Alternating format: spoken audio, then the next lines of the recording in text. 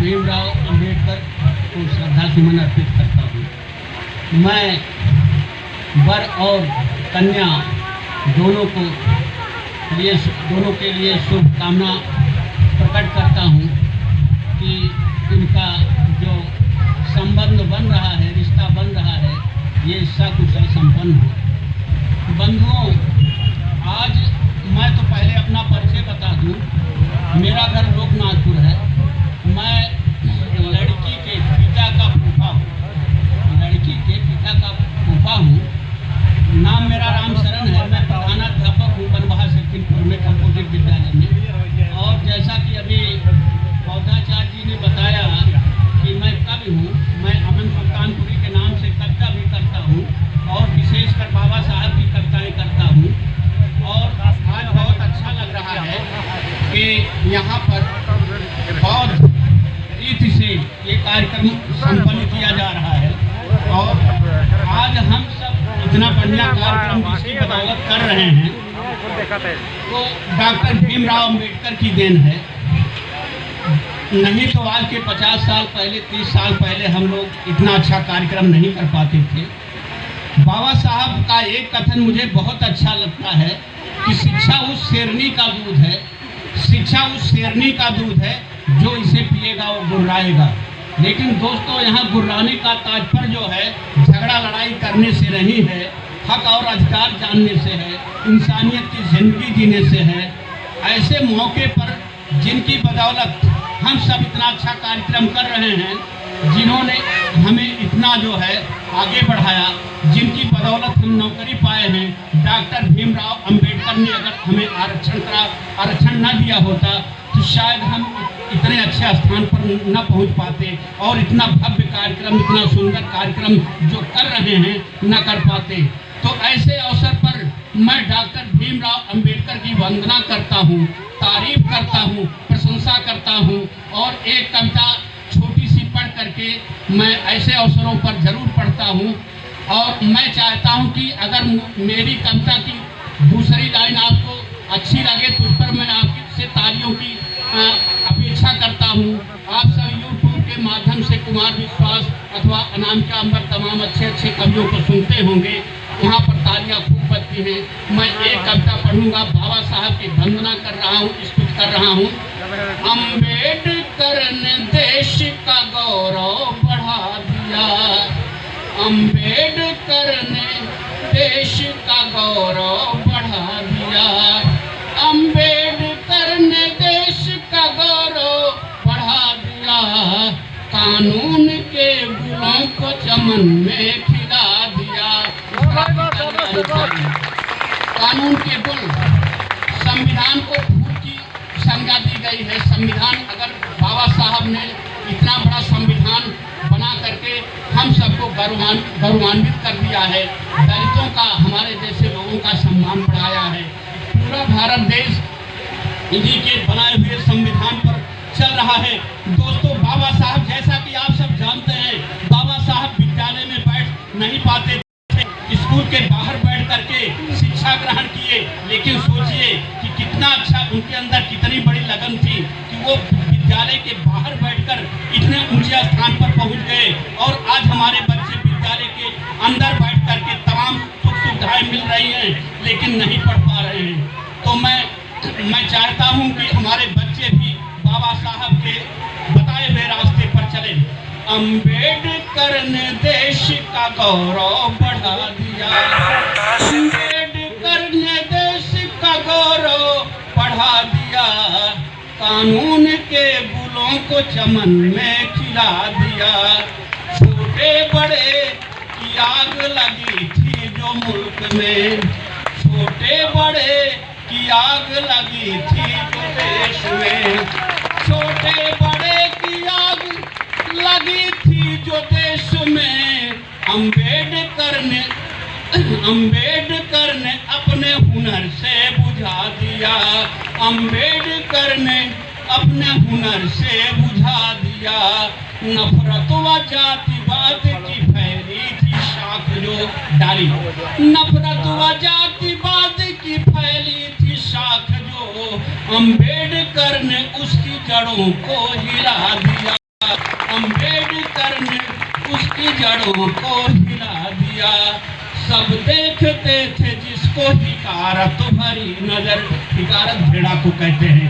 हमारे उम्र के जितने लोग यहाँ पर कुछ लोग मौजूद होंगे तो जानते होंगे कि हम कितनी घृणा की नज़र से, कितनी नफरत की नज़र से देखे जाते थे। जो है हम लोग जो है हमारे बुजुर्ग कुएं पर नहीं चढ़ने पाते थे। बाबा साहब को तालाब का पानी पीने के लिए लड़ाई लड़नी पड़ी। सब देखते थे जिसको हिकारत भरी नजर। अम्बेडकर ने उनकी भी किस्मत जगा दिया। अम्बेडकर ने उनकी भी किस्मत जगा दिया। बाबा साहब ने केवल दलित समाज के लिए ही नहीं काम किया है, पूरी मानवता के लिए बाबा साहब ने काम किया है। इंसानियत का दीप जला करके भीम ने, इंसानियत का दीप जला करके भीम ने भारत से नफरतों का अंधेरा मिटा दिया। और चार बाबा साहब के 4 बेटों की मौत हो गई। और लेकिन बाबा साहब जो है अपने समाज की भलाई के लिए, दलित समाज की भलाई के लिए काम करते रहे। इधर जो है बाबा साहब के लड़के की लाश, बेटे की लाश पड़ी हुई थी, लेकिन अपने समाज की भलाई के लिए जो है बाबा साहब लंदन चले गए। बेटों की मौत का उन्हें दुख तो हुआ, मगर बेटों की मौत का उन्हें दुख तो हुआ, मगर दलितों के हित के वास्ते दुख को भुला दिया। दलितों के हित के वास्ते दुख को भुला दिया। और मैं उस पंक्ति को पेश कर रहा हूँ, जिस धर्म को अपनाने के बाद बाबा साहब इतने महान हो गए, उनका इतना स्थान हो गया, इसमें इतना ऊंचा स्थान हो गया, इसमें बाबा साहब के ज्ञान की भी महत्ता है और उस धर्म की भी महत्ता है। तथागत भगवान बुद्ध ने जिस धर्म को चलाया था, चल कर के बौद्ध धर्म की राहों पे भीम ने, चल कर के बौद्ध धर्म की राहों पे भीम ने, चल कर के बौद्ध धर्म की राहों पे भीम ने में अपने ज्ञान का सिक्का जमा दिया। मैंने मुहावरे का प्रयोग किया है, इसमें कुछ विद्यार्थी भी हो गए, ये जानते हैं सिक्का जमाना जो है अपनी जो है स्थान मजबूत कर देना। चल कर के बौद्ध धर्म की राहों पे भीम ने दुनिया में अपने ज्ञान का सिक्का जमा दिया। दुनिया में अपने ज्ञान का सिक्का जमा दिया। बराक ओबामा अमेरिका के राष्ट्रपति कहते थे कि अगर बाबा साहब मेरे देश में, जो दुनिया का जो सबसे बड़ा मालिक होता है, बराक ओबामा ने कहा था कि अगर बाबा साहब मेरे देश में पैदा हुए होते तो मैं उन्हें सूरज कहता। वहीं से बाबा साहब को विश्व रत्न की उपाधि मिल जाती है, वहीं से जो है ये सिद्ध हो जाता है कि बाबा साहब को विश्व रत्न की पदवी मिल गई। और बाबा साहब का कहना था, मेरा भी मानना है, विद्वता और बहादुरी ये जातिगत नहीं होती है, ये व्यक्तिगत होती है। इतना हो सकता है कि किसी समाज को अगर सुख सुविधाएं ज्यादा मिलेंगी तो उसमें अधिक विद्वान अथवा बहादुर पैदा हो सकते हैं। लेकिन कुछ लोग कहते हैं फला जात बहुत बहादुर होती है, फला जात बहुत बुद्धिमान होती है। ऐसा नहीं है दोस्तों, अगर हमको अधिक सुख सुविधाएं मिले तो हम भी बहादुर और विद्वान बनकर के दिखा सकते हैं।